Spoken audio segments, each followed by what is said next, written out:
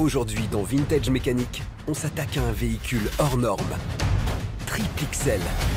Un des véhicules les plus emblématiques de la Seconde Guerre mondiale, le Half-Track M16. C'est ici? Ah ouais, ça c'est quand même c'est une tranche d'histoire. Spécialiste automobile depuis plus de 20 ans, François a pour mission de restaurer et de revendre des véhicules mythiques au meilleur prix. Pour cela, il peut compter sur son pool d'experts, les cadors français de la restauration de véhicules de collection. Ouais, ça m'intéresse pas ton truc, François. Ah carrément. Bon. Pour la première fois, ils seront confrontés à un engin militaire surdimensionné. Bon allez les gars, au boulot. Dis donc, il me rappelle mon adjudant-chef quand j'étais à l'armée, lui. Malheureusement, rien ne se passera comme prévu. Vous avez les mitrailleuses qui vont avec ou pas? Ah moi je pensais que vous vendiez les tourelles avec les mitrailleuses. Ah bah non, je suis pas marchand d'armes, moi. Vintage Mécanique, c'est aussi des rencontres avec de véritables passionnés. Soldatinière, vous êtes prêts? T'as craqué, toi? Vous découvrirez le mythique Half-Track M5, utilisé sur les champs de bataille, en compagnie de l'accro des reconstitutions historiques, le journaliste Serge Tinière. On sent la puissance et ça avance tout seul. Alors François parviendra-t-il à revendre son Half-Track M16 et à dégager un bénéfice? C'est tout de suite dans Vintage Mécanique. On dit oui chef. Oui, chef. Voilà.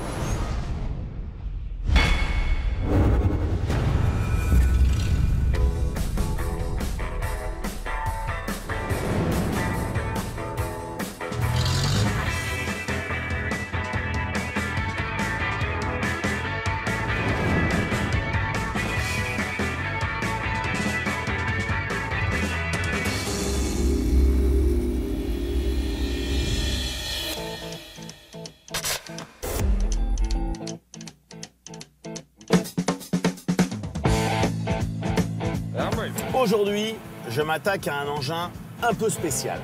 Si je vous dis luxe, technologie, confort, on n'y est pas du tout. On est exactement aux antipodes. Je m'intéresse à un Half-Track de la Seconde Guerre mondiale de 1943. Retour sur la naissance fracassante des Half-Track qui a bouleversé le cours de la Seconde Guerre mondiale. Le Half-Track M16, véhicule emblématique de la Seconde Guerre mondiale, est basé sur le principe de l'autochenille, inventé et mis au point par l'ingénieur français Adolphe Quégresse. Grâce à ses chenilles plus légères et ses roues à l'avant, il est plus rapide et plus mobile qu'un bulldozer et peut faire du hors-piste, là où un simple camion pourrait s'enliser. Le système Quégresse s'appliquera à des véhicules à partir de 1910, pour le Tsar de Russie, pour l'armée impériale russe, puis pour le groupe Citroën dès 1919. Les Américains achètent la licence Quégresse en 1932. À l'entrée de la Seconde Guerre mondiale, l'US Army recherche un véhicule pour permettre d'intégrer les troupes de soutien dans les unités blindées. La firme White propose plusieurs modèles, comme par exemple un tracteur d'artillerie ou encore un transport de troupes. Le Half-Track que François aimerait acheter est un M16, arme anti-aérienne américaine automotrice. Véhicule extrêmement efficace contre les avions volant à basse altitude et l'infanterie. Il termine sa carrière opérationnelle au milieu des années 80. Il est jugé inapte face au progrès toujours plus impressionnant de l'aviation militaire. Au total, 41 000 Half-Track produits, 70 variantes, 2700 M16. Je me dirige chez un ami qui est un vieux collectionneur. Il a un Half-Track, je crois qu'il veut s'en séparer. Et croyez-moi, si c'est le cas, je ne vais pas laisser passer l'occasion. C'est clair que François ferait mieux de s'activer, car il est attendu de pied ferme par le vendeur du Half-Track, qui a déjà pas mal de personnes sur le coup. Ça va Jacques? Bonjour François, ça va? Bah bien, super. Lui, c'est Jacques. Son surnom, Jimmy. Ne vous fiez pas à son allure de chef d'état-major, il est doux comme un agneau. C'est un féru de véhicules militaires. Il les garde, les admire, les pichonne, les restaure et parfois, les revend. Alors où est-ce qu'elle est la bête? T'es intéressé? Ben voilà. C'est ici. Ah ouais.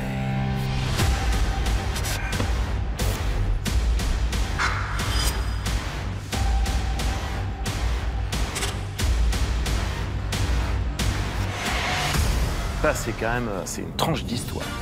C'est la première fois que François tape dans le triple XL en véhicule de collection.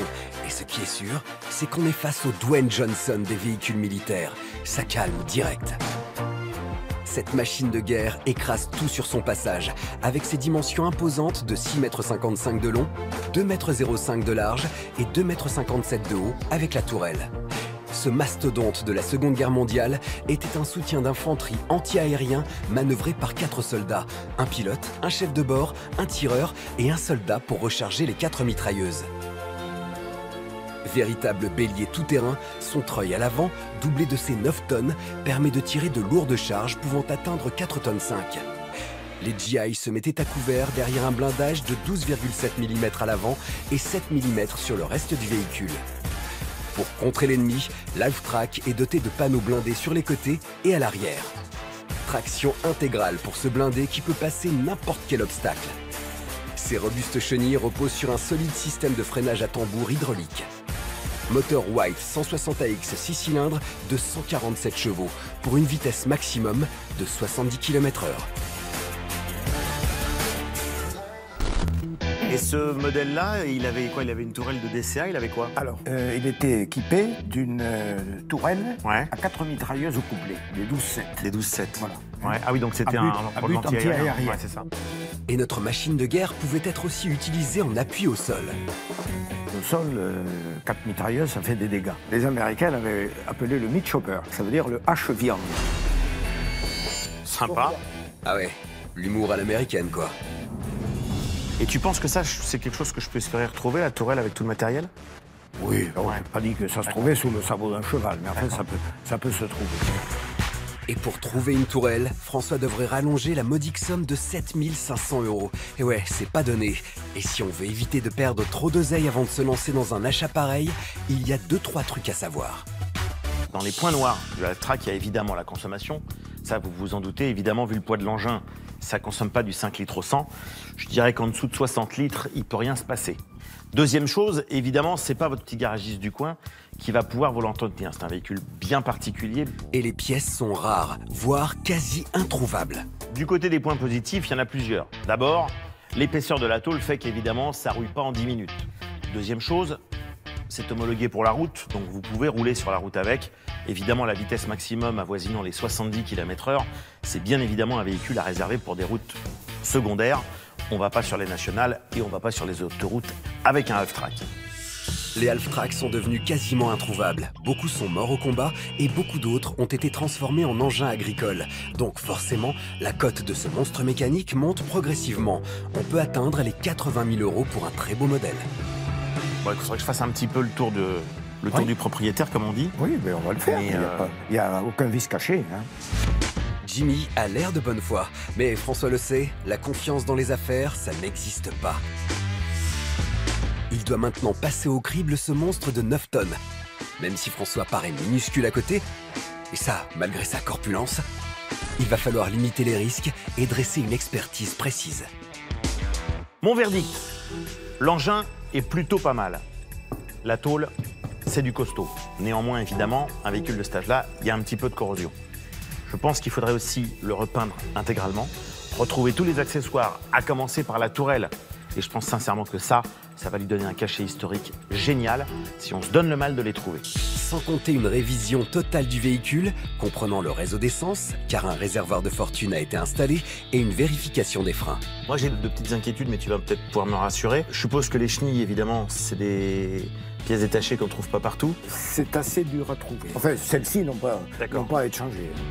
Oui, en effet, ça a l'air d'aller. Heureusement, parce qu'une paire de chenilles, ça avoisine les 6 000 €.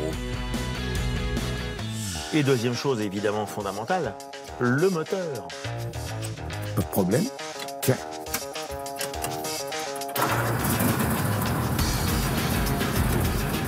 C'est QFD.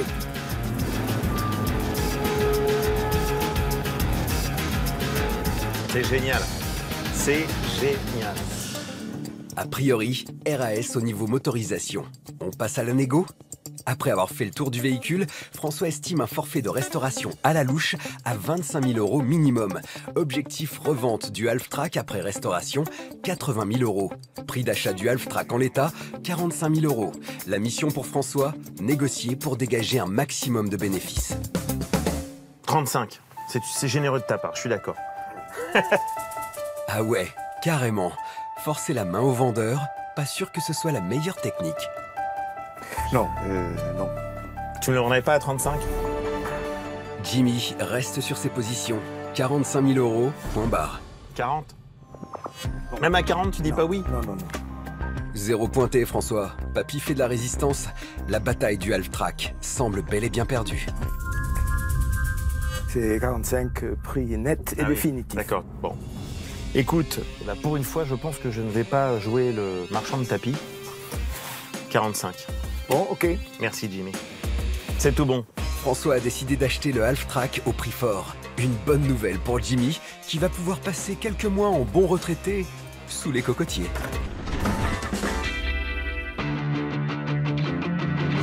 Quelques jours plus tard, François a fait appel à son pool de restaurateurs pour chiffrer et obtenir le meilleur devis pour la restauration de son impressionnant Half-Track de 1943.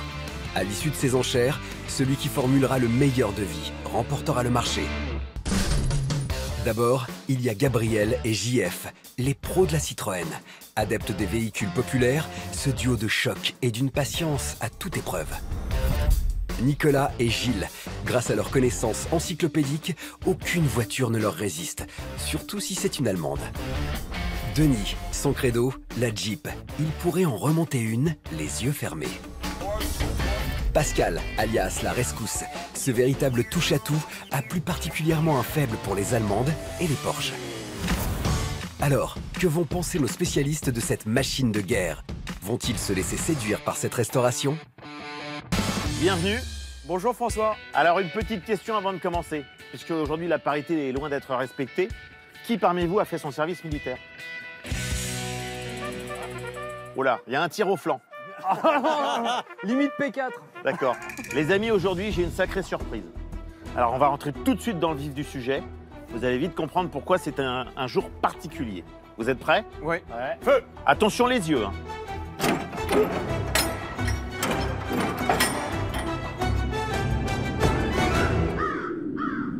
Y a rien à faire. Y a rien à faire. Ça, c'est la merveille, ça. Bon, c'était sympa d'être venu. Pour une fois, il a pété les plombs. On est là quand même pour bosser et pour prendre des véhicules. Si le container est vide, à quelle sauce on va être mangé? Je vais vous dire un truc. Le container est vide pour la première fois. Et vous savez pourquoi? Eh ben, restaurer le container. Je suis pas tombé encore aussi bas. Parce que t'es tombé en panne en venant. Ça, c'est drôle. Non. À vos rangs, fixe. Oh là. Parce qu'aujourd'hui, les garçons, j'ai un véhicule qui ne rentre pas dans le container tellement il est gros. En tout cas, c'est pas une Méhari de la gendarmerie, parce que ça, on l'aurait vu tout de suite, ou une Méhari militaire. Que va nous proposer François? Est-ce que vous savez siffloter un petit air très connu?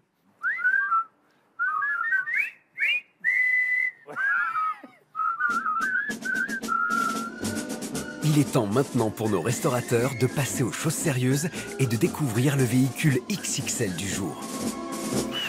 Feu, ça couine. Bon là, il y a une grosse bête. Oh la vache. Oh, il est à fond. C'est un Il est à criquet. fond, là.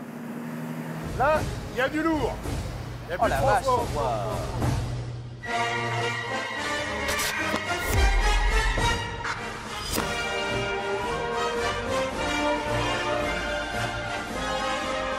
Moi, ce que je me dis en premier lieu, c'est... C'est un beau véhicule, moi j'aime bien. Bon. Ah, c'est sympa. Alors, je vous mets tout de suite au parfum. Il manque la tourelle, parce que c'était une version spécifique anti-aérienne. Ouais, des 12-7, j'en ai plein qui traînent en plus, c'est pas un problème. Une tourelle, c'est pas les trucs que tu vas trouver sur les brocantes ou sur les sites de petites annonces. Et à moins de prendre une pelle et un seau et d'essayer d'aller creuser toutes les plages de Normandie pour essayer de trouver une tourelle encore enterrée. Les freins ont besoin d'une vraie sérieuse révision. Non, mais t'en as pas besoin, il suffit d'arrêter d'accélérer, ça Bien s'arrête sûr. instantanément. Le moteur, je pense qu'un bon petit check-up, ça lui fera pas de mal. Ouais. Il faut évidemment lui faire une belle peinture parce que ça fait pas mal d'années qu'il n'a pas été relooké. Les accessoires, le marquage d'époque, ça mériterait qu'on le refasse propre. Les chenilles aussi. Il faut vérifier. Parmi nos bidasses de la mécanique, il y en a un qui reste impassible face au diagnostic de François. Il se demande d'ailleurs clairement ce qu'il fout là. Alors moi, ma spécialité, c'est les Jeeps, uniquement les Jeeps. Alors sur les Jeeps, on a des roues, devant, derrière. Sur le half-track, il y a des roues, mais que devant. Derrière, c'est des chenilles. Mais vraiment, j'y connais rien, j'ai pas de pièces, faut savoir les tendre, les démonter, je connais pas. C'est le moment pour nos restaurateurs d'affronter notre bête de guerre de plus près. Ce qui est bien, c'est qu'on peut le toucher là, celui-là. Allô Églantine? Ouais. Ici Mirabel. Là, on est un peu sur le cul. Hein. Ben, moi, ça me plaît une grosse bête pour une fois que je peux mettre mon gabarit dedans. Ça m'amuse pas ton affaire. Hein. Ouais, ça m'intéresse pas ton truc, François. Ah, carrément. Bon. C'est bien pour nous, c'est bon ça, c'est pas grave. Et regardez bien, c'est la première fois que François prend un vent pareil. Avant même d'avoir commencé les enchères, une première perte dans les rangs, du jamais vu dans Vintage Mécanique. Et les autres restaurateurs n'ont pas l'air spécialement emballés par notre star du débarquement. François va peut-être le garder sur les bras, son gros bébé de 9 tonnes. Les gars, je comprends pas. Je vous amène un engin extraordinaire. Non, mais on et est vous un êtes peu. même pas là, vous Bah, pâmez, on est un peu sans voix, François. Hein. Passons aux choses sérieuses. Qui me propose quoi? Déjà, il y a au moins 2 ou 3 000 euros rien que pour le ramener à l'atelier, hein, en transport. Ouais, je sais pas, les François, à la grosse, 40 000 euros. 40 000 euros. Ouais, 40 000 Ah ouais, euros. carrément. Mon petit Pascal. Bah écoute, il réfléchit. Petit Pascal, petit prix. Petit Pascal, petit prix, ouais, Ah oui. mais bon, gros boulot quand même. Ah. Je te dis 35, allez, 35. 35. Ah ouais. Ouais, c'est moins que lui. Ah oui, mais alors là... Non, Allez, j'ai- là, on est là pour se battre, puisque c'est un engin de guerre. D'accord. Hein, battons-nous. Bon, nous, on le prend, nous, ce truc, on essaye. Bien sûr, t'es fou, toi, pour une fois qu'il y a un truc à ma taille. Tiens, 33, c'est bien, 33. C'est bien, 33. 33 avec les feux à LED. Avec les feux à LED. Grand Prince. Et le contrôle technique. Là, on est battu, on est battu. Bon, alors, Denis, forfait? Ouais, Denis, t'en veux pas, t'as dit. Ah, moi, j'en veux pas. Bah, je suis quand même étonné, Denis. J'étais persuadé que t'allais mordre à l'hameçon. T'as vu la taille de l'hameçon? Bah oui, non. C'est un bel hameçon. Je vais me casser les dents, C'est moi, un bel là-dessus. hameçon. Non, mais laisse t'as vu tomber, c'est un spécialiste de trucs, des tout petits machins là. Il est pas capable de faire ce genre de truc, la preuve, il se couche. Non, c'est pas une question de capacité, il n'y a pas de souci. Mais c'est pas mon truc, ça m'intéresse pas. Pascal en mode chambrage, va-t-il réussir à pousser Denis dans ses retranchements et le faire revenir dans la course pour le plus grand bonheur de François? Laisse faire les spécialistes, laisse faire les spécialistes, on va se Bon, démerder. m'embête pas. Tu le veux complet? Complet. Avec un historique? Tout. Tout ce qui va bien? Tout. On va ensemble en Normandie? Oui. On l'essaye sur la plage? Oui. 30 000. Oh là, comment il nous a tué, lui. Je pousse Denis à le prendre à des prix que j'aurais peut-être pas fait moi, donc quelque part, c'est un petit peu le pousser à se foutre dans la merde, mais c'est rigolo. Les garçons, maintenant que notre ami Denis s'est aligné et m'a proposé 30 000, vous allez me proposer moins? Oh, Denis, bravo. Ok. Pour un Eh mec ben, qui c'est la la plus voulait désolé. pas. Bravo, Denis. J'espère que je vais réussir le défi. T'inquiète pas. Ah, mon colonel. Rompez. C'est donc Denis qui remporte le chantier pour 30 000 euros, achat de pièces inclus. Ajouté aux 45 000 euros déboursés par François, la facture s'élève à 75 000 euros. S'il parvient à revendre son half-track 80 000 euros, il dégagera un joli bénéfice de 5 000 euros.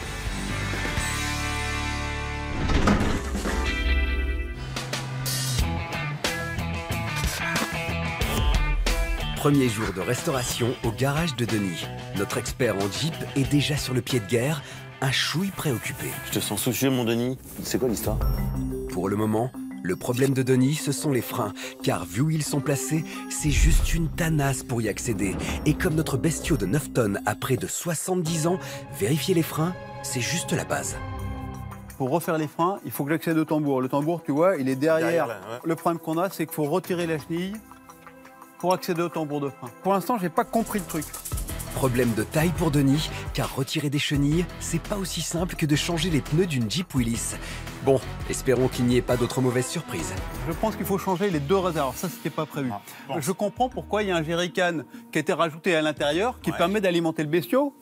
Parce que regarde, ça, c'est le bouchon de réservoir. Ouais, c'est pas... Ouais. Tu vois, normalement, c'est beau, c'est propre. Là, c'est un peu pourri. Et oui, vu que le réseau d'essence est complètement pourri, le jerrycan qui a été installé remplace le réservoir et assure l'arrivée d'une essence propre dans le moteur. Bon, il n'y a pas que ça. Il y a un gros souci de point avant. Alors, je t'explique pourquoi. Ah, mince. Tiens-moi ça, s'il te Ouais. plaît. Voilà. Tu vois, le half-track, c'est exactement conçu comme une Jeep. Ouais. T'as un point arrière, un point avant. Les ponts avant et arrière transmettent la force du moteur aux 4 roues. Sur le half-track, le pont avant transmet la force du moteur aux 2 roues avant et le pont arrière aux chenilles. Pour une conduite parfaite, les 2 ponts doivent être complètement synchronisés et tourner à la même vitesse. Mais a priori, sur notre half-track, ce n'est pas vraiment le cas. Denis a identifié un bruit suspect dans le pont avant et tout ça à cause d'une histoire de pneumatique. Comme les pneus qui ont été montés sont plus larges et plus gros en dimension que les pneus d'origine, Ah mince, du coup, ah ouais, ça le décale pont et tout. avant, le pont avant, il fait moins de tours que le D'accord. pont arrière.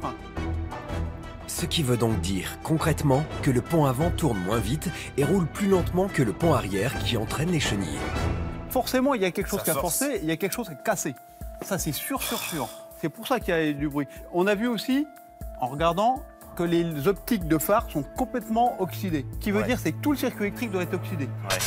Il y a du boulot, mais fallait s'en douter pour un véhicule qui a plus d'un demi-siècle. Ça qui n'était pas prévu, deuxième réservoir qui n'était pas prévu, on a les freins à se cogner. Cet half-track, j'en voulais pas. Et je l'ai pris, mais c'est vraiment pas mon truc. Plus j'avance là-dedans, plus je découvre des problèmes. Vraiment, je sais pas ce qui m'a pris. J'ai peur que le budget des 30 000 soit largement explosé. La seule problématique maintenant pour Denis, c'est que pour déposer les freins, il faut aussi démonter les chenilles. Le souci, c'est qu'il n'a jamais démonté de chenilles. Et là-dessus, tu sais, moi, je suis pas très bon. Hein. Oh, il faut trouver la solution, Denis, parce que moi, si tu veux, il faut que ça pulse un peu, quoi. Je sais pas, il y a sûrement des revues techniques spécialisées là-dessus qui vont te donner les recettes, entre guillemets, pour monter et démonter. Moi, je suis un peu en panique quand même, j'ai un délai. Et puis en plus, François me met la pression. Il est pressé. Il est pressé. Mais s'il veut une solution, finalement, c'est lui qui va la trouver. Ça va être beaucoup plus simple. J'aimerais que tu me trouves quelqu'un qui a fait la guerre. Bah oui, il a fait la guerre, il a entretenu le bestiau sur le champ de bataille. Il sait comment faire. La Seconde Guerre Bah oui, pas la guerre du Golfe. Hein. La Seconde Guerre, t'es gentil, les gars, ils sont quasiment tous centenaires, ceux qui sont encore en vie. Bon, écoute, j'ai peut-être une idée. Laisse-moi 1 heure ou 2. Ouais. Bon, je continue à regarder, moi. Ça pendant ce cogite, temps-là, hein. ça cogite. Ok, Je ça vais marche. peut-être trouver. Tiens, Tiens, tout à l'heure alors. je te rends ton bel objet. Hein. Ouais, il est beau. À tout de suite. Et quand ça cogite dans la tête de François, ça donne ça.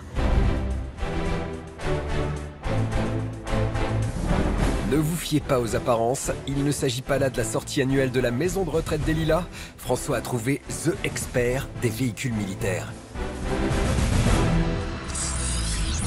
En fait, il s'est pas trop foulé parce qu'il a fait appel à Jimmy, l'ancien propriétaire du half-track, qui a amené sa bande de potes pour sauver le soldat Denis. Et apparemment, Jimmy vient tout juste d'apprendre qu'il était là pour en baver. Faut travailler dessus, là, maintenant? Non, faut donner des conseils à Denis. Ouais, des conseils, mais Tu vois tous monnaie. Si j'avais su, moi, j'aurais demandé beaucoup plus de pognon. hein. Ah, mais c'est Ouais. ça, les stars. Tiens, tu vois, il est sur son déambulateur, on va l'aider à ça se C'est lever. pas gentil de se Tiens. moquer des vieux. Allez, viens. Merci, les Tu gars. vois, allez. Il a un problème avec ses chenilles. Il faut qu'on lui explique comment on les retire. Denis, c'est bien ton nom, hein? C'est ça, tout à fait, oui. Bon, eh bien, écoute, j'ai le plaisir de t'offrir le catalogue technique daté de 1944 du half-track. Ce n'est pas une photocopie, c'est une édition originale.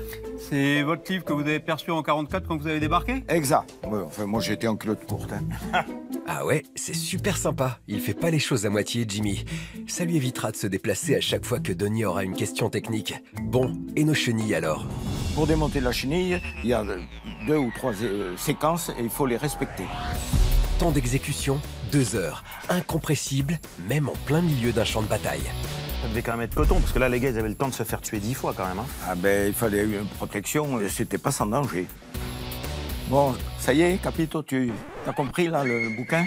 Pas mal, hein. Oui, bon, maintenant, il faut s'y mettre. Ouais, Bon, allez, les gars, au boulot! Arrivez par ici, qu'on s'y attelle. Ah, dis donc, il me rappelle mon adjudant-chef quand j'étais à l'armée, lui. Hein. Vu que Denis est complètement à la ramasse, Voilà. Jimmy a finalement décidé de s'occuper des chenilles. En même temps, à la retraite, faut bien occuper ses journées. Puis vous, je crois que le mieux, c'est que vous alliez vous asseoir, vous regardez et vous prenez des notes. Ça rigole pas. Ouais, il vaut mieux. Il s'agirait pas de louper une étape pour se prendre ensuite en pleine tronche un half-track de 9 tonnes. Première étape, soulever l'arrière du half-track avec un cric pour décoller la roue et les bogies du sol. Bon, si possible, j'aimerais bien qu'on mette une chandelle de sécurité, là. Jimmy demande ensuite à sa team de dévisser au maximum la butée pour détendre les chaînes. Là, je suis à fond. Tu es à fond, eh bien, c'est OK. Puis, étape cruciale, déposer les galets supérieurs qui guident et soutiennent les chenilles. Ils évitent qu'elles ne s'affaissent lorsqu'elles ne touchent plus le sol. Ensuite, il faut rabattre les bogies qui tiennent les chaînes au sol. Ces petits trous sont fixés par des ressorts qu'il va falloir compresser avec des tendeurs pour les relever.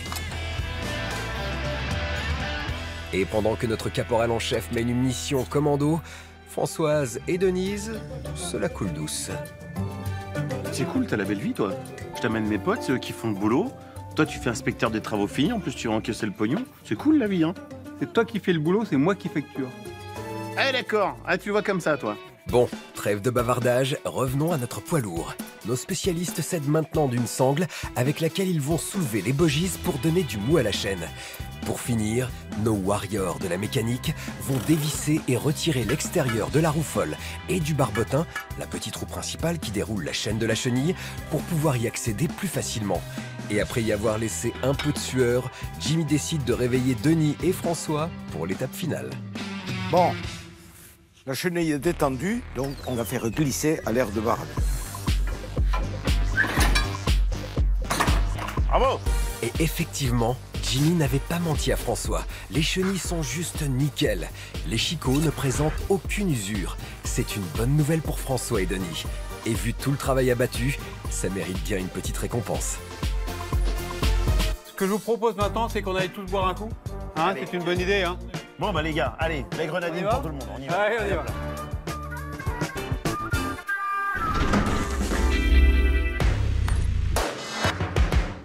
Deuxième jour de restauration au garage de Denis.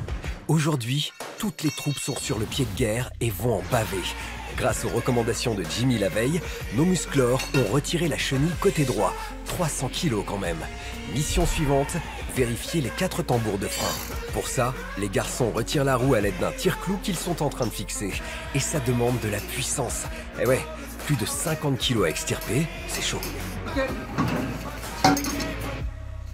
Waouh, trop fort. Ouais, mais vu l'étoile d'araignée, ça fait un moment que ça n'a pas fonctionné. Ouais, t'as vu, hein. C'est marrant quand même, hein. Oui, hein. Après avoir éradiqué les toiles d'araignée, nos Spider-Man de la mécanique démontent l'ensemble du système de freinage. Mâchoire, cylindre de roue, tout doit disparaître pour un décapage intégral, car les pièces ne sont quasiment pas usées. Et après un petit nettoyage express, un petit coup d'anti-rouille sur les mâchoires de frein et des flasques qui ont été complètement repeintes. C'est beau, hein? Ça a de la gueule. Bah là, j'ai fait une petite surprise à Denis. J'arrive directement sapé avec le bleu de travail et je vais t'aider, mon cher Denis. Ça va? Qu'est-ce que tu fais avec ton téléphone? Bah rien, je fais une petite séquence vidéo, c'est rigolo, non? C'est rigolo, mais ce qui serait beaucoup plus rigolo, c'est que tu me donnes un coup de main pour remonter les freins. Ah, j'aime bien quand tu fais ta Aïe, rabat-joie. aïe, aïe, aïe, aïe, Alors, aïe, aïe. dis-moi tout. Allez, c'est parti pour un remontage express du système de freinage. Cylindre de roue, Ok, mâchoire voilà. Et super. et un petit coup de fixation. Voilà. Voilà. C'est plus qu'à. Y a plus qu'à. Ça, c'est une galère à mettre. Donc, il faut un outil spécial. Exactement. Et ça, c'est pas un matériel de dentiste. c'est- Non, mais on peut essayer. Attends, bouge pas. Alors, hop, hop. Voilà. Ah oui. Donc là, tu t'appuies sur la mâchoire. En faisant attention de ne pas la prendre dans la gueule. C'est exactement ça. Un Ouais. petit coup de marteau. OK. Ouais.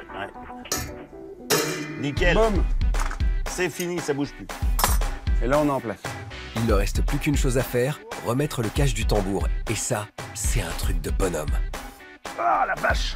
Quand même, hein. Ah, et ça pèse.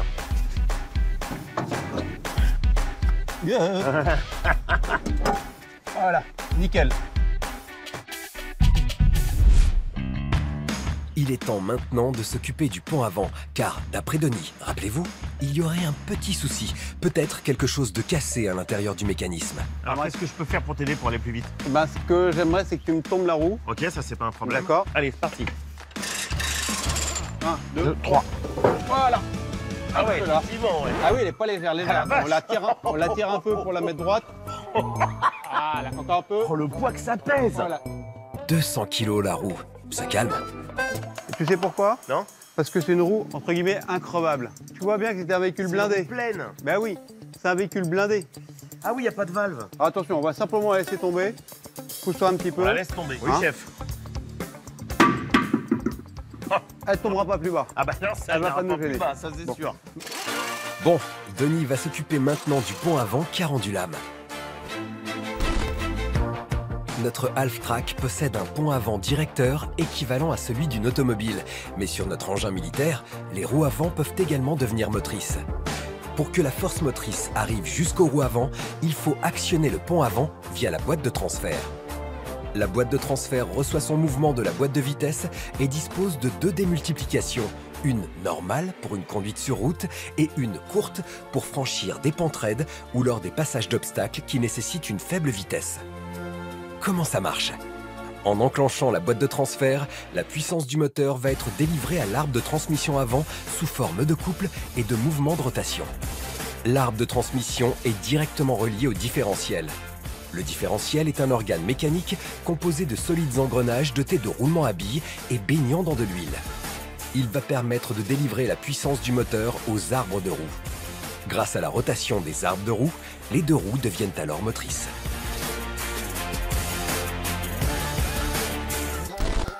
Eh ben, voilà, cherche pas.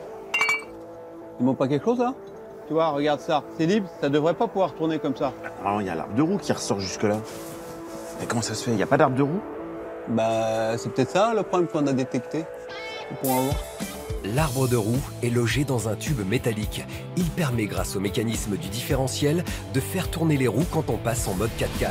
Le problème ici, c'est qu'il manque l'arbre de roue côté droit. Seule la roue gauche peut devenir motrice en activant le mode 4x4.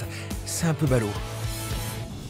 Et pourquoi tu penses que ça a été viré? Parce que c'était une pièce qui était cassée, qu'il a préféré la démonter que de la laisser casser? C'est peut-être aussi les militaires. Imagine sur le terrain, ils ont cassé un arbre de roue, ils ne l'avaient pas. Donc là, ils ont peut-être tout viré, enlevé l'arbre de roue pour pouvoir rentrer à la maison à la base avec. D'accord. Voilà. Ou alors plus grave, on a un problème dans le différentiel. Et on enlève un arbre de roue pour pouvoir quand même avancer. Mais ça, on ne le saura pas si on ne fait pas tourner le différentiel. D'accord. Et le mieux pour faire tourner le différentiel, c'est de remettre un arbre de roue. On essaye, et puis si tout va bien, tout va bien. Ouais, et si tout va mal, bah, ça sera une galère supplémentaire.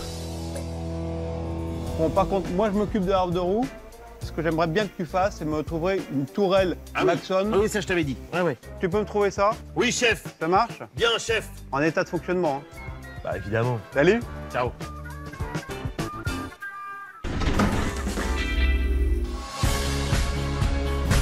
Aujourd'hui, François a été commandité par Denis pour acheter la tourelle du Half-Track. Objectif, négocier au maximum pour rester dans le budget de restauration. Bonjour. Bonjour. Lui, c'est Jean-Philippe. Ne vous fiez pas à son allure de GI, il n'a jamais mis un pied sur un champ de bataille. C'est un collectionneur d'objets militaires, passion transmise de père en fils. Il a rendez-vous avec François parce qu'il aurait une tourelle de Half-Track à vendre. Alors, moi je suis venu pour votre tourelle. Oui. Comme je vous disais moi au téléphone, en fait je suis en train de restaurer un Half-Track américain. Et donc j'ai pas les tourelles et je veux bien voir ce que vous avez. Bah écoutez, ok, d'accord. Ah ouais, effectivement. Et vous en avez 2 en plus. Oui, il y en a 2. Ah ouais, c'est du lourd. 1 tonne par tourelle, 360 degrés de rotation horizontale et un battement vertical de 90 degrés. Idéal pour anéantir l'armée de l'air allemande, la Luftwaffe. Et vu la tronche des jumelles, c'est sûr, elles ont dû prendre cher. Mais vous êtes sûr que c'est la Seconde Guerre mondiale qu'ils ont fait là? C'est pas la guerre de 100 ans là? Parce que... Et vous êtes au courant que c'est pas un jouet, hein? Non, je suis d'accord. Ils sont vraiment tirés dessus, hein, dans ces ouais, années-là. ça je me doute malheureusement. D'ailleurs, on voit bien les rattrapages de soudure, que c'est de la fissure, du choc, suite à l'utilisation. Ça devait être violent, hein, parce que l'épaisseur du machin... Bah ouais, c'est clair. L'objectif des tourelles, c'était quand même d'abattre les avions en plein bombardement. Il fallait vraiment qu'elles soient résistantes et puissantes. Je sais pas si vous imaginez, là-dessus, vous avez 4 12-7, alimentées chacune par 200 munitions, donc ça fait 800 munitions au total, ce qui fait une cadence de tir de 2000 coups minutes. 2000 coups minutes? La vache! Ça fait quoi, 32 cartouches à la seconde? Oui, à peu près 32 cartouches à la seconde sur l'ensemble des 4. Donc, contre des avions, ça peut vite devenir un carnage. Et diriger contre des soldats, on n'en parle même pas. Ça pouvait être monté sur des remorques, sur d'autres... Sur des remorques, ça pouvait même être posé au sol, à partir du moment où c'était ancré. Et puis l'avantage principal des tourelles, c'est leur autonomie grâce à leur groupe électrogène et leur moteur indépendant. Une vraie machine à tuer. Bon, ce qu'il y a, c'est qu'il y a quand même du boulot hein, pour restaurer ça. Oui, il y a du boulot. C'est une resto dans la resto. Hein. Les 2 tourelles sont en état historique. Mais pourquoi les 2? Moi, je veux vous en acheter qu'une. Parce que je les vends par 2. C'est un lot. Ah, vous vendez les 2 en lot indissociable? Oui. C'est pour ça que sur l'annonce, il y avait marqué lot de tourelles. Ah ouais. C'est marqué sur l'annonce, hein. Oui, mais faire mine d'oublier ce qui était mentionné sur l'annonce est une petite technique made in François, Alain, histoire de préparer le terrain pour la future négociation. Pas folle, la guêpe. C'est pas complètement inutile d'en avoir deux, parce qu'il y a des pièces de celle-là qui vont vous servir sur celle-là et inversement. Le problème, c'est une question de prix, parce que si vous m'en vendez deux, je suppose évidemment que vous allez me vendre les deux plus chères qu'une. Et moi, c'est pas ce que j'avais prévu dans mon budget de restauration. Ah, c'est sûr que je vais pas les donner maintenant. Au niveau du prix, une tourelle aujourd'hui, ça vaut 3 500 € dans cet état. Moi, aujourd'hui, je vends les deux pour 4 000 €. Ouais. Vous avez des mitrailleuses qui vont avec ou pas? Ah non. Ah bon? Ah, moi, je pensais que vous vendiez les tourelles avec les mitrailleuses. Ah bah non, je suis pas marchand d'armes, moi. C'est vrai que cela jouer Alzheimer en permanence, ça peut surprendre. Mais quand François a une idée derrière la tête, il ne lâche rien. Objectif, passer sous la barre des 4 000 €. Et tout ça en se faisant passer pour un amateur en négociation. Vous avez pas bien lu l'annonce, vous, hein? Bah oui, mais est-ce qu'elles sont équipées ou pas? Oui, c'est vrai, je suis d'accord. Alors après, les 12-7, vous allez les trouver. Il y a des spécialistes des armes démilitarisées, entre 800 et 1 000 €. Donc l'ensemble, vous allez l'avoir pour 4 000. Si je rajoute 4 000 € pour les 12-7, ça me fait quand même 8 000 €. C'est ça, ça fait 8. L'achat des tourelles et des mitrailleuses représente un sacré budget. Mais à 4 000 € les deux tourelles, François sait qu'il fait une affaire. Ok, bon, 4 000, c'est ferme. Ah, 4 000, c'est ferme, vous partez avec et moi, je gagne de la place. Adjugé vendu, avec moi, elles vont revivre. Parfait. Bilan de l'opération, malgré une technique inventive dans l'art de la négociation, François n'aura pas réussi à faire baisser les prix. Mais l'achat de ces deux tourelles n'explose pas le budget de restauration de notre Half-Track. Une bonne nouvelle pour Denis. Il ne reste plus maintenant qu'à dégoter deux belles mitrailleuses. 6e jour de restauration au garage de Denis. Les équipes ont démembré notre bête de guerre à la vitesse de la lumière. Durite moteur, carbu et les deux réservoirs d'essence. Sans oublier une petite vidange du liquide de refroidissement et exit les anciens phares qui vont être remplacés par des flambants neufs. Y a pas à dire, c'est du bon boulot, soldats. Réception également des deux tourelles trouvées par François. Le chantier avance du feu de Dieu et notre expert, déjà en bleu de travail, est prêt à en découdre avec ce Half-Track. Waouh! Donc le Half-Track, les gars, vous n'avez pas chômé, hein, vous y avez été franco, ça me plaît. Hein. Tu vois que c'était pas si compliqué, regarde comment vous avez bien bossé là. Hein. 3 fois rien. 3 fois rien. Et puis des pièces légères. Bah oui. Légère, ouais. Chaque pièce pèse 1 tonne sur cet engin. Denis et sa team ont dû même déposer le capot à l'aide d'un Fenwick complètement dingo. Vas-y, soulève-le tout seul déjà. Ah ouais, quand même. Ah oui, oui. Ah la vache, ah ouais. Ah oui, oui. Ah oui, oui. Ah ouais, tu risques pas de te le faire chourer sur le parking du supermarché, ce truc-là. C'est ce qu'on appelle du blindage, c'est un véhicule blindé. Ah oui, normal que ce soit lourd, c'est le but. Le principe du blindage, c'est de superposer plusieurs feuilles d'acier et de les faire fondre ensemble pour que l'épaisseur finale puisse servir de bouclier. Déjà, tu prends un acier de très bonne qualité et après, l'épaisseur que tu mets sur ton blindage dépend de ce que tu veux arrêter comme projectile. Tout ce qui était à armes d'infanterie, les armes, les mitrailleuses, les armes classiques, ça l'arrêtait. Maintenant, c'est complètement dépassé. Tu veux faire la guerre maintenant avec un Half-Track, même à mon avis, une balle performante de Kalachnikov, elle va peut-être te passer à travers. Allez, c'est pas tout ça, mais il faut maintenant passer en mode mécano et restaurer le carbu de 80 ans qui a été démonté la veille. Et bonne nouvelle, Denis a réussi à dénicher un kit carbu qui correspond à notre Half-Track. C'est parti. Voyons la bête. Alors, le carbu, on va le démonter pour pouvoir le nettoyer. Oui, parce qu'il tire clairement la tronche. Il va falloir aussi remplacer toutes les pièces d'usure, car sans un carburateur en pleine forme, impossible pour le moteur de démarrer. Et il y a aussi les joints qui doivent fuir. Hein. On va être un peu fatigué. De toute façon, il faut l'ouvrir pour regarder. Alors, ce que j'ai vu, par exemple, il y avait pas mal de jeux en latéral ici, tu vois. Ah ouais. Oui, et sans une précision optimale des réglages, le carburateur ne sera pas en mesure de bien doser les proportions air-essence qui permettent l'explosion à l'intérieur du moteur. Quand l'usure du temps fait que les joints sont bouffés, tu surconsommes par définition, puisque toute l'essence ne va pas là où elle doit aller. Et puis, tu as une perte de puissance, parce qu'en général, tu as une alimentation qui est insuffisante par rapport à ce qui avait été calculé pour cette voiture-là. Allez, c'est parti pour une bonne session de nettoyage à l'essence, histoire de bien décaper. Oh là Il faut ce qu'il faut. Hein. T'es pas doué pour enfiler le latex, ça. Alors. Bah, je me recule un peu parce que on met en foot partout. Hein. Je me rappelle quand j'étais à l'armée. Ah. C'est dingue, hein? Ouais. Ouais, c'est vrai qu'on a quand même du mal à imaginer François en train de faire des pompes à 8 h du mat dans un treillis militaire. Bon, fini les souvenirs de jeunesse, on passe au séchage du carbu à l'air comprimé. Là, des drôles de jeux. Ouais, on peut mêler l'utile à l'agréable. Malgré les enfantillages de notre ex-militaire, le carbu est maintenant nickel. Regard de cow-boy à la Sergio Leone, l'ambiance est électrique. Mais Denis et François n'ont pas l'intention de régler leur compte au poker. Non, l'heure est à la restauration du carbu. On attaque? On attaque. Première étape, le démontage. Et ça demande de la poigne. C'est bon? Fais gaffe à mes doigts. Hein.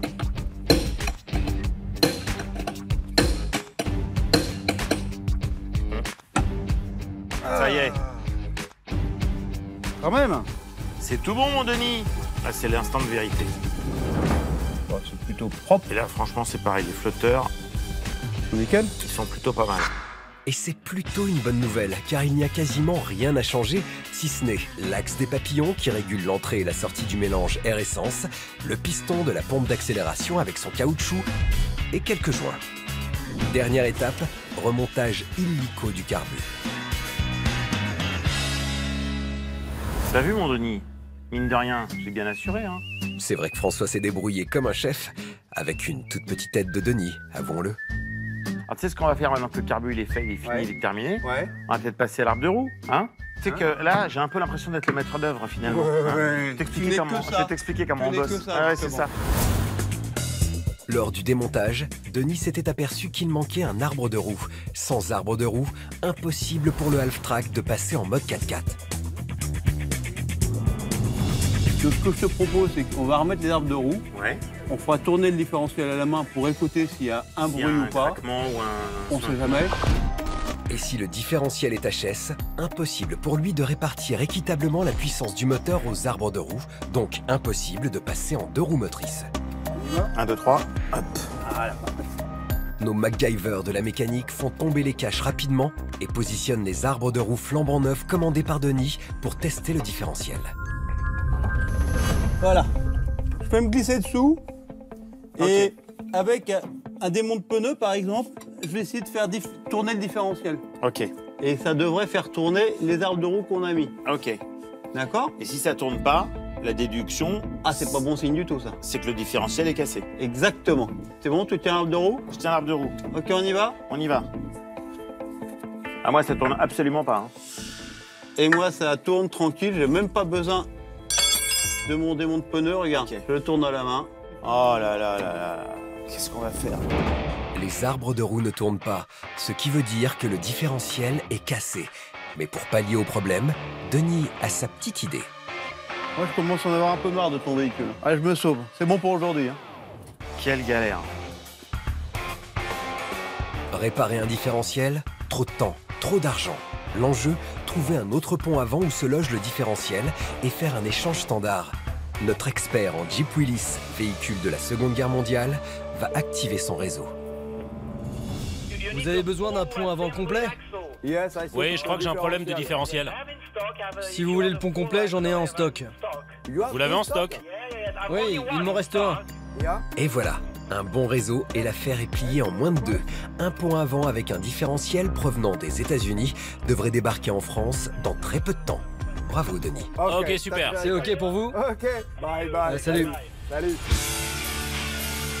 Le lendemain matin, toutes les troupes de Denis sont sur le pied de guerre. Une demi-journée sera nécessaire pour extraire le pont avant avec son différentiel du half-track, avec, en prime, un élévateur XXL. Même pas peur, Denis.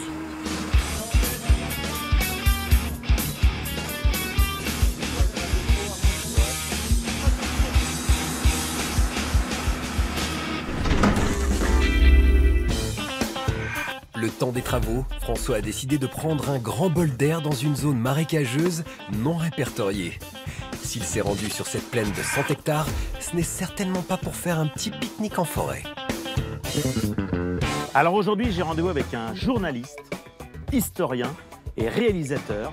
Et depuis 2014, il est à la tête de Champ de bataille, une émission historique sur RMC Découverte. Vous avez deviné, Serge Tinière. Ah, la star. Salut François. Salut Serge. Comment ça va? Ça va bien? Bon, écoute, super. Serge Tinière, c'est le Pablo Picasso des historiens modernes. Son esprit révolutionnaire lui a permis de partager ses connaissances historiques à travers l'art. Journaliste, réalisateur et scénariste, il prépare une reconstitution historique pour sa prochaine émission, dans laquelle il devra conduire un half-track, s'il vous plaît. Il compte sur François pour lui apprendre, et il va pas être déçu. Tu m'avais promis, hein? Je t'avais promis, j'ai tenu parole. Ah, t'as tenu parole? J'ai tenu parole.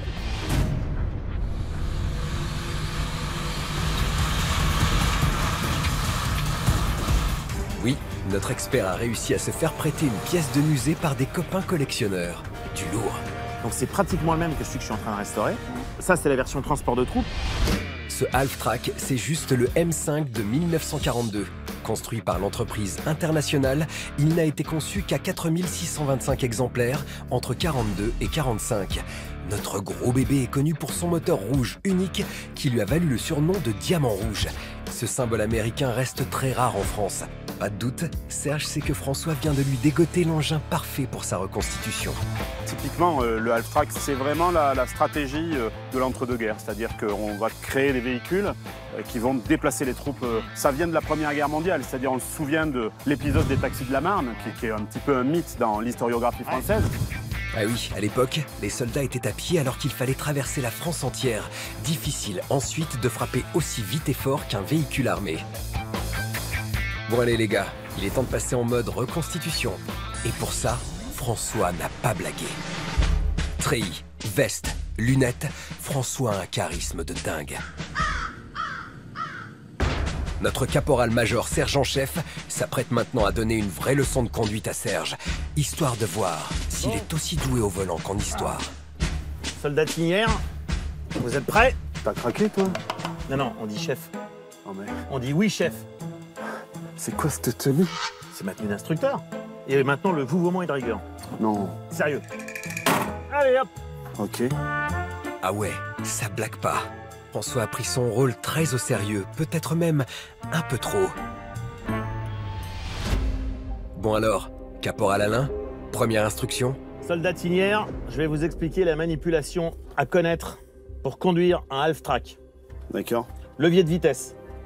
Première, deuxième, troisième, quatrième, marche arrière. Ok. On dit oui, chef. Oui, chef. Voilà. Ok, pour l'instant simple, même si Soldat Serge a l'air un peu dépassé par le jeu d'acteur de notre caporal. Et là ensuite, rapport court, évidemment, et enclenchement du 4x4. Pour le train avant. Fonction de ces deux leviers, assister le half-track pour se sortir des chemins difficiles en activant le mode tout-terrain. Allez, un peu de motivation, soldat. Il faut démarrer maintenant. Ça démarre pas, chef. Starting caution. Non, ce bouton-là, c'est là qu'on démarre.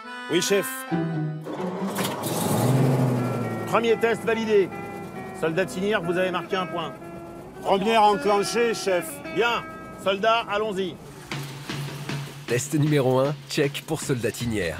Test numéro 2, manœuvrer notre bestiau de 6 tonnes sans l'aide d'aucune direction assistée. Ça fait un joli bruit, chef, hein?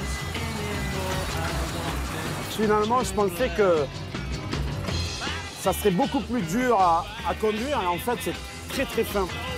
Et on sent la puissance, en fait. On sent la puissance et ça avance tout seul. On a l'impression d'être en 1943. Voilà. C'est très émouvant pour moi, toujours, parce qu'on sent l'histoire. Il y a du monde qui est passé là-dedans, il y a du monde qui a vécu, très certainement, plusieurs événements de la Seconde Guerre mondiale dans ce half-track. Attention. Ouais. Alors, soldat Tinière, qu'est-ce qui se passe? Je pense qu'on est un petit peu embourbé là, chef. Ok, soldat. Test numéro 3, se sortir d'une situation en mode bourbier. Si Serge a bien écouté François au début du cours, il va nous donner la bonne réponse. Là, il va falloir y aller à la nage. Non, raté. Ça vaudra pas une bonne mention, soldat Tinière. On écoute l'instructeur, s'il vous plaît. Dans ce cas-là, soldat Tinière, il y a une solution. On enclenche le pont avant pour passer en 4x4. On enclenche, on débraye, on y va. Voilà. C'est parti. Voilà. Bon, soldatinière, on va essayer de se mettre à couvert. Parce que là, il y a une escadrille de Messerschmitt qui va nous attaquer. Tu les vois vraiment, les Messerschmitt? Bien sûr, tu les vois pas. C'est les Messerschmitt 109. Tu connais ça par cœur. C'est officiel, François nage en plein délire. Et apparemment, il n'est pas prêt de s'arrêter.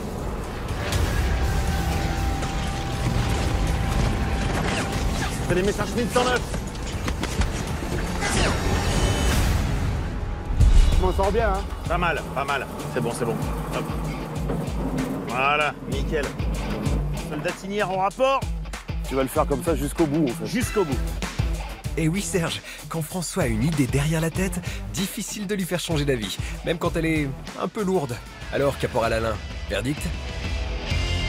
Bon, soldatinière, je vous donne votre permis de conduire Half-Track, validé, vintage mécanique. Vous avez été un très bon instructeur. J'espère bien. Chef. Il mérite surtout la médaille de la patience, Serge. Après avoir résisté au délire du caporal François, il va pouvoir rentrer pour un repos bien mérité.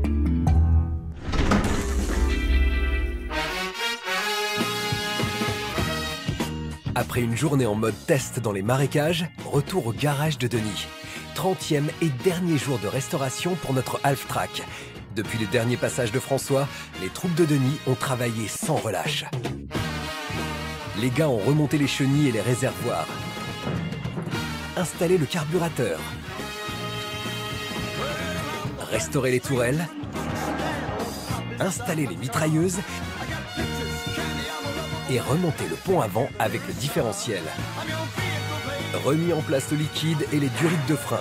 Et pour finir, ils ont remis 2 roues à la bonne dimension et repeint entièrement notre bestiau et redessiné les marquages de notre bête de guerre. Résultat, notre Half-Track est juste parfait. Monsieur le directeur. Ah, tu m'as amené un cadeau pour te faire pardonner de la dernière fois? Ouais, c'est le Père Noël avant l'heure. On se serre la main quand même. Ah, t'es meilleur humeur? Je suis content de te voir. Puis quand je vois ça et ça, je suis juste un peu scotché, quoi. Franchement, ton équipe et toi, vous avez bien bossé. C'est clair. Vu les sommes engagées, il ne fallait pas se louper. Achat du véhicule, 45 000 €. Forfait de restauration, 30 000 €. Investissement total, 75 000 €. François va devoir le vendre maintenant son Half-Track. Si possible, 80 000 € pour se dégager un bénéfice de 5 000 €. Ça risque d'être un chouï compliqué. Mais avant de penser à la vente, Denis a une petite surprise pour François. Viens voir. Ah, c'est top! Ça, c'est le marquage d'époque? C'est le marquage d'époque qu'on a retrouvé sous X couches de peinture.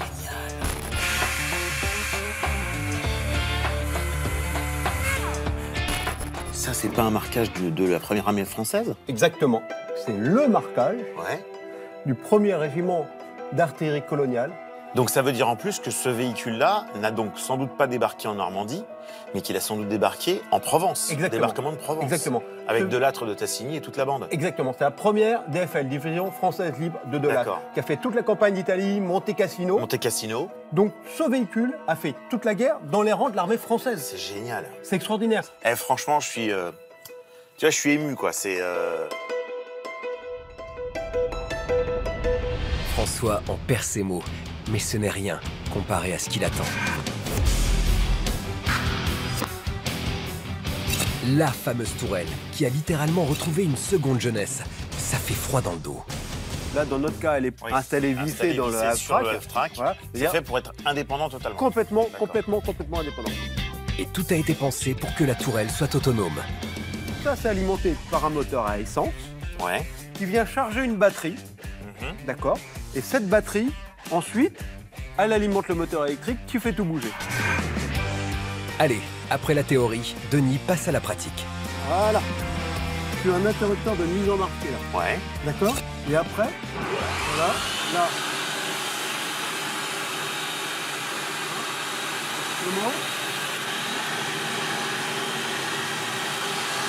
Ah, c'est génial. C'est top.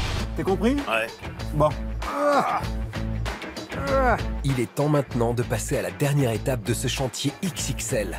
Positionner la tourelle sur le Half-Track.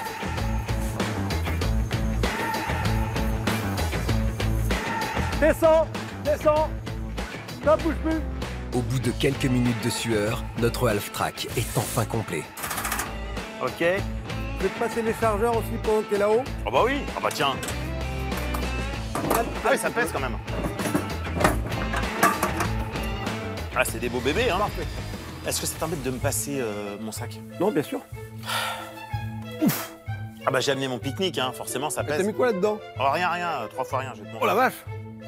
Merci beaucoup. Ah, voilà, super. François a décidé de faire mumuse avec son nouveau jouet, n'en déplaise d'ailleurs aux équipes de Denis, qui ne s'attendaient vraiment pas à ça.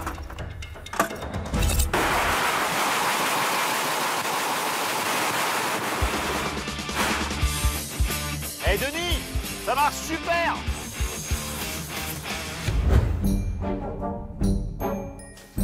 T'es grave quand même. Fais pas la gueule.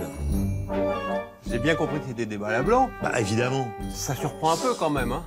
C'est bon, François s'est bien amusé, il est content, mais la priorité maintenant, c'est de récupérer son half-track pour le vendre, non?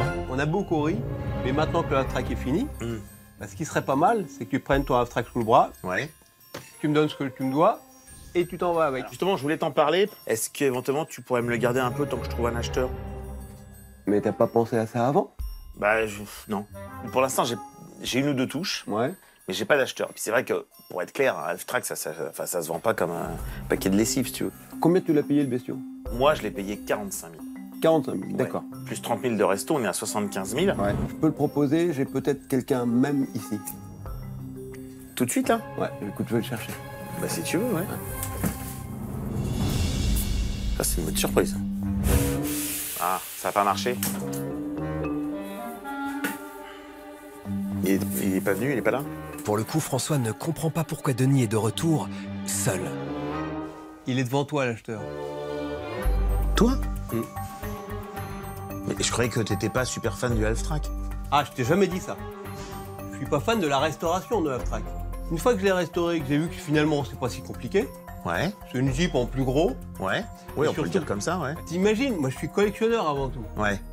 Dans une collection, avoir un half-track, c'est un peu la pièce maîtresse. Ah bah ça, je peux te croire, ouais. En plus, t'achètes une tranche d'histoire, je peux pas te dire mieux. Donc, le bestiau, tu l'as payé 45 000. Tu me dois 30 000.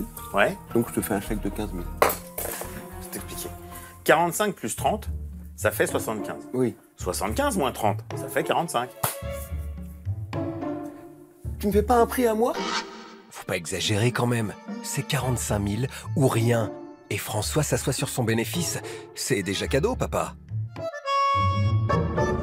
45 alors? 45. Allez, affaire conclue. Ça marche, François. Ça marche. Finalement, tout le monde y a trouvé son compte. Pour François, en se séparant de son half-track à 45 000 €. Pas d'argent de perdu, ni de gagné. Juste le plaisir de restaurer un monument militaire. Quant à Denis, il repart avec une nouvelle machine qu'il a réussi à restaurer avec toute son équipe en moins d'1 mois. Félicitations, soldats. Rompez.